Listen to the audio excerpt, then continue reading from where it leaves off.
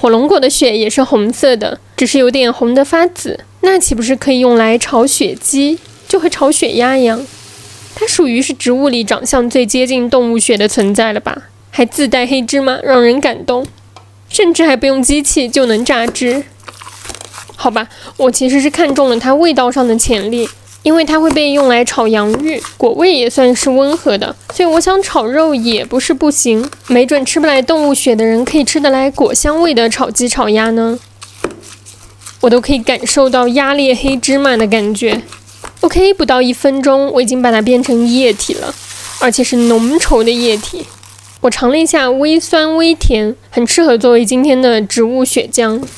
雞肉用的是這種新鮮雞腿，加點薑和酒隨便醃制一下。它就是普通雞肉，不是土雞。一方面會比較嫩，比較好炒熟；另外是萬一難吃，也不用浪費一隻好雞。再搭配一個杏鮑菇，作為植物界的大腿，參加這場大腿的盛會。好吧，其實懶得再單獨做一個蔬菜了。雖然它不夠好吃，但沒準雞肉也不好吃呀。而且切它真的莫名有種滿足感，像在切過家家玩具裡的蔬菜。切一下其他配料，我就是參考血鴨的，很多的蒜和薑，尤其是薑，在炒雞炒鴨裡都很香。紅綠小米辣，主要是希望可以有一點尖椒雞的香辣味。或者其他辣椒也都行吧，我還單獨買了一個綠色大辣椒。我感覺湖南人都會在血鴨的最後放一些青辣椒，似乎主要是為了顏色。乾料就是乾辣椒、草果、八角、桂皮。媽呀，乍一看簡直是要炒辣子雞。準備開始炒，我還是多加一點油，撒點鹽，雞肉下鍋。可怕，每次都覺得做飯最可怕的環節就是下油鍋。不管是炒什麼雞呀還是鴨，這時候把水汽炒乾都是最重要的。今天我這鍋算是水分不多，油沒有很渾濁，但還是要把它炒香。現在油已經完全變回清澈的了，加入薑蒜還有其他香料，把杏鮑菇加進去，它也需要炒香一點。一開始菇會吸油，炒一下就又把油全部吐出來了，就是開始炒香的標誌。加生抽，鹽一開始加過了。一點點老抽，小米辣也加進去吧，免得最後再加沒味道。如果是老雞，可能需要加水燜一會兒，我這種就不需要了。完了，我吃了一塊，怎麼那麼好吃啊？連杏鮑菇都變得很鮮美，這樣我會沒有勇氣倒火龍果進去的。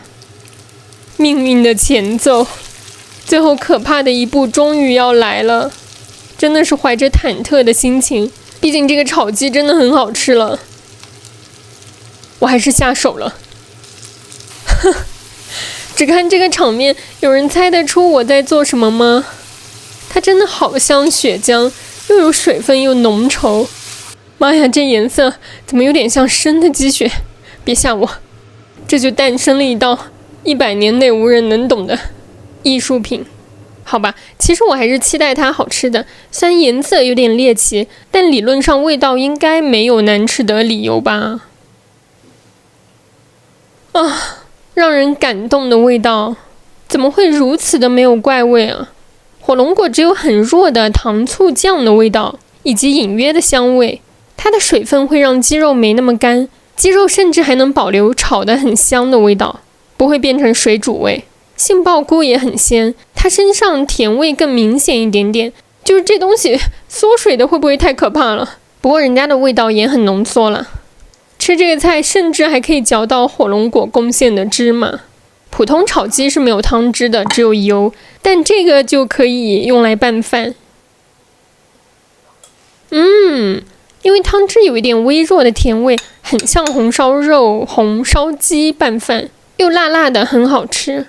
火龍果跟真正的血當然味道不一樣，但都帶來了包裹雞肉的醬汁，是濃稠的，完全可以理解成一種來自魔法世界的味道完全正常的美味紅燒雞。火龍果的那種洗衣粉味也不突出，唯一的缺點是你會辨認不出雞肉的骨頭在哪，肉在哪。